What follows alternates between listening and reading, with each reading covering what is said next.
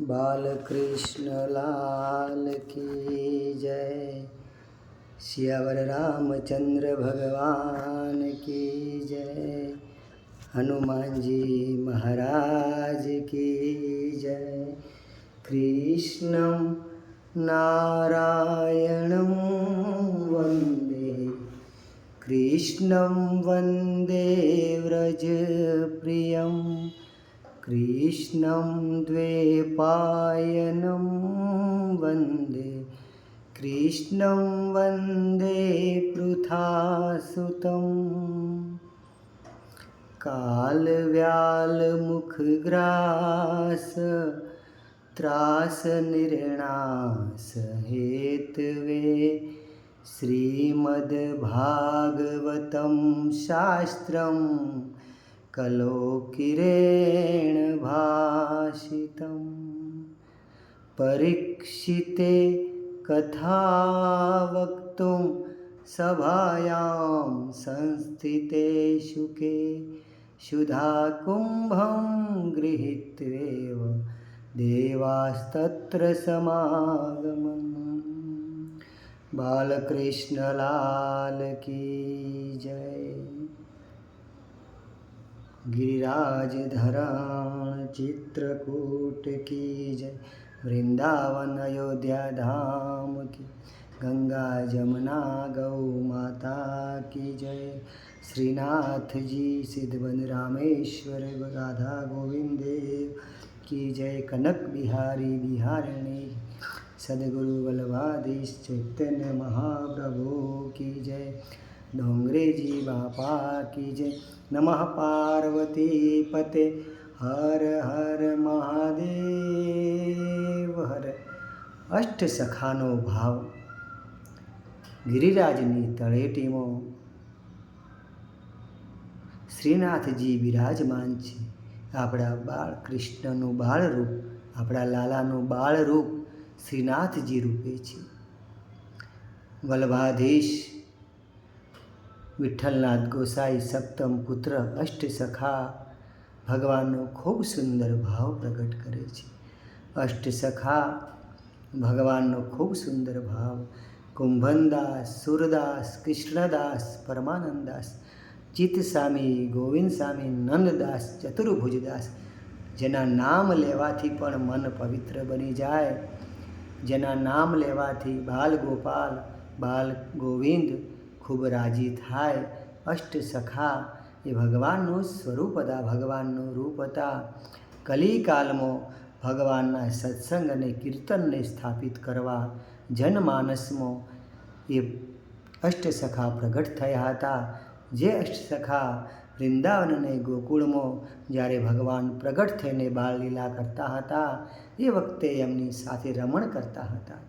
તે જ ભક્ત રૂપે આવી અને કળિયુગમાં ભક્તિનો મહિમા સ્થાપ્યો છે. અષ્ટસખા કહે છે, સુંદર ગાન કરે છે. हे हरि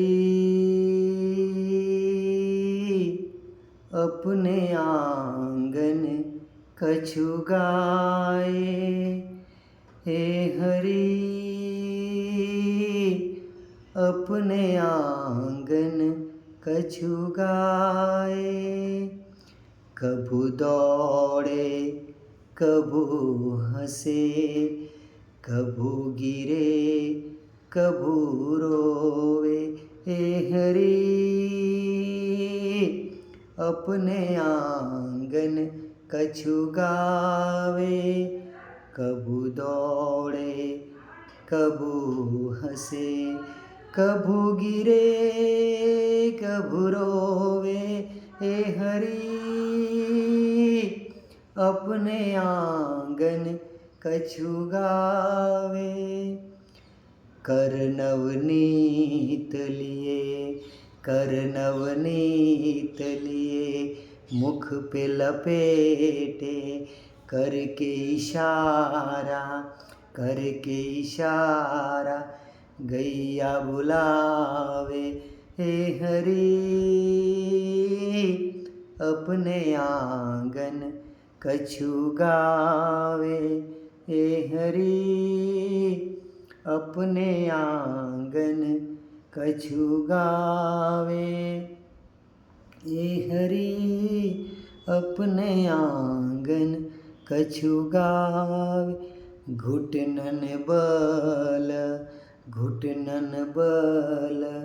चलन सीखे घुटनन बल चलन सीखे गैया गैया मैया मैया बोलन सीखे ए हरि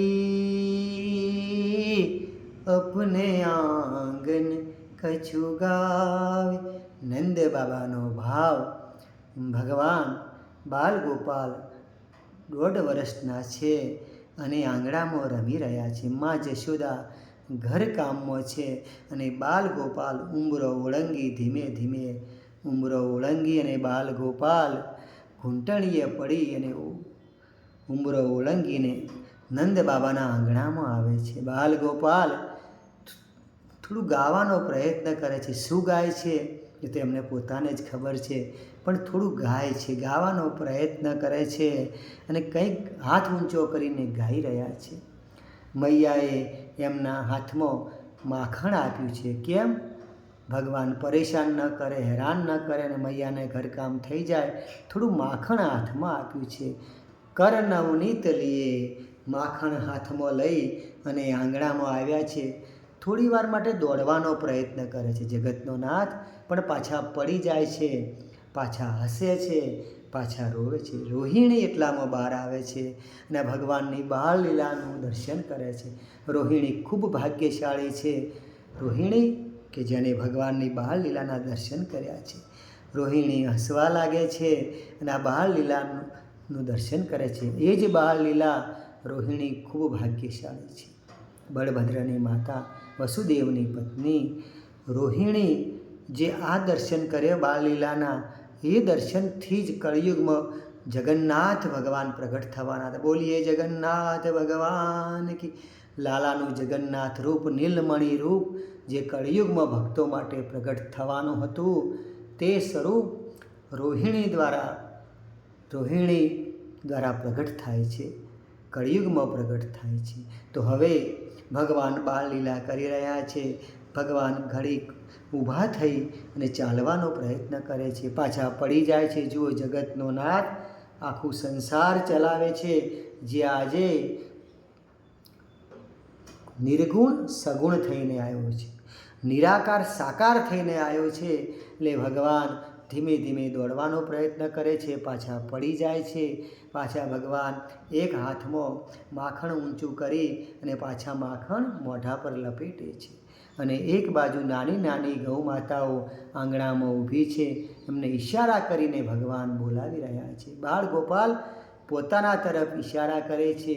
જ્યારે ગૌ માતા આવે તો એમનું પૂંછડું પકડી લે છે, એમનું પૂંછડું પકડી લે છે અને ગૌ માતા એમને ચાટવા લાગે છે. કેટલું સુંદર દ્રશ્ય છે. નાની નાની ગૌ માતા ભગવાનને ચાટવા લાગે છે, એમનું બાળ સમજે છે, એમનું બાળક સમજે છે. અને આ રીતે ભગવાન લીલા કરી રહ્યા છે. ભગવાન ઘૂંટનન બલ ચલે. થોડી વારમાં પાછા બાળ ગોપાલ એ ઘૂંટણથી ચાલવાનો પ્રયત્ન કરે છે. અને એ સમયે બ્રહ્મા, નારદ મુનિ, આદિ દેવતાઓ, ઇન્દ્ર, વરુણદેવ આદિ દેવતાઓ આકાશ માર્ગે ભગવાનના દર્શન કરી, બાળ લીલાના દર્શન કરી ખૂબ હરખાય છે. અને આ દર્શનનો લાભ જો આપણો ભોલેનાથ ના લઈ શકે તો બાળ લીલા અધૂરી રહે. ભગવાન પણ કૈલાસમાંથી પધારે છે વૃંદાવન ગોકુળમાં અને આકાશ માર્ગે શ્રી કૃષ્ણ શરણમ મમ, શ્રી કૃષ્ણ જાપ કરતાં કરતાં આ બાળ લીલાનો દર્શન ભગવાન શિવ. જો બાળ લીલા સૌથી વધુ પસંદ ભગવાન શિવને છે. અયોધ્યા અને વૃંદાવન ગોકુળની બાળ લીલા ભગવાન શિવને ખૂબ પ્રિય છે. બાળ કૃષ્ણ, બાળ રામ નવનીત પ્રિય, ખૂબ પ્રિય છે. ભોલેનાથ જગતનો નાથ, નિર્ગુણ નિરાકાર, આજે સાકાર રૂપમાં રસ લઈ રહ્યો છે. જેમ આદ્ય શંકરાચાર્ય 9મી સદીમાં નિર્ગુણ ભક્તિનો પ્રચાર કરી 4 મઠ અને બદ્રીનાથને પ્રગટ કરી, ભારતખંડની પ્રદક્ષિણા કરી, 12 જ્યોતિર્લિંગનો પુનઃ ઉદ્ધાર કરી નિર્ગુણનો પ્રચાર કરી અને જ્યારે થાય છે હવે સગુણ વિશે કોઈ અંદર ભાવ નથી. પણ જ્યારે વૃંદાવનમાં પગ મૂક્યો અને બાલકૃષ્ણ ભજે વ્રજે કમંડનમ સમસ્ત પાપ ખંડનમ સભક્ત ચિત્તરંગ સદૈવ નંદનંદનમ સુપિચ્છ ગુચ્છ મસ્તકમ સુનાદ વેણુ મસ્તક અનંગ રંગ સાગરમ નમામિ કૃષ્ણ નાગરમ. ભગવાન સગુણ રૂપે આદ્ય શંકરાચાર્યના હૃદયમાં પ્રગટ થાય છે. તો એ રીતે ભગવાન શિવના હૃદયમાં બાલકૃષ્ણ પ્રગટ, રોમ રોમમાં બાલકૃષ્ણ પ્રગટ થઈ જાય છે અને ભગવાન ઘૂંટણન બલ ચલી રહ્યા છે. આ દ્રશ્ય જોવા માટે તો દેવતાઓ પણ ખૂબ ઈચ્છા ધરાવે છે.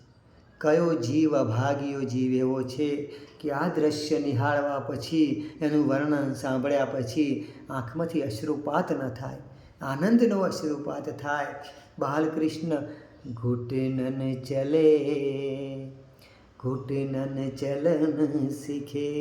મૈયા યશોદા દોડીને આવે છે. ભગવાનના હાથમાંથી માખણ તો પડી ગયું છે, ગૌ માતાનું પૂંછડું પકડેલું છે, ગૌ માતાની પાછળ ઘસડાઈ રહ્યા છે. કેવું દ્રશ્ય હશે! ભગવાન પૂંછડું છોડતા નથી. ગૌ માતાને કે હું તારા માટે જ આવ્યો છું ગૌ માતા, હું નહીં છોડું. ભગવાન કોઈનો હાથ છોડતા નથી. એકવાર બાલકૃષ્ણ હાથ પકડે છે પછી જીવનો હાથ છોડતા નથી. જીવ ગભરાઈ જાય છે, જીવ માયામાં પડી જાય છે. પણ આ તો માયાપતિ છે. એકવાર આંગળી પકડ્યા પછી કોઈની આંગળી છોડતા નથી. આપણી શ્રદ્ધા ડગમગી જાય છે, આપણો વિશ્વાસ ડગમગી જાય છે. જો સત્સંગ, સેવા, ભજન, સુમિરન હોય તો વિશ્વાસ અખંડ રહે છે. વિશ્વાસ અખંડ રહે છે. સત્સંગ અને ભજન વિશે તો ભગવાન શિવ અને હનુમાનથી વધારે કોણ સમજાવી શકે? પ્રભુ ચરિત્ર સુનિબેકો રશિયા, જેને ભગવાનના ચરિત્ર સાંભળવું છે અને આંખો બંધ કરી સીતારામ સીતારામ શ્રી કૃષ્ણ શરણમ મમનો જાપ કરવો છે.